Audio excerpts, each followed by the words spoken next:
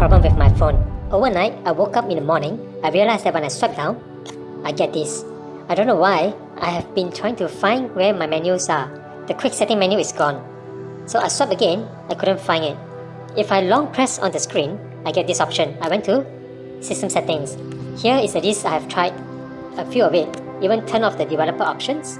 It's off and it doesn't work. It doesn't help me. Go back. And what else I need to turn off? Accessibility, Android Assistant is off. Also doesn't work because when I try to swipe, I still get this. The only way to fix this is if you long press on this, look for Preferences, select Preferences, select Home Screen, scroll down, see Swipe Down Gesture. You accidentally choose Launch Quick Find. So what you really want is open notification panel or what you call quick setting. Click on it once and that solves your problem. Now exit and now I swipe down. This is what you want.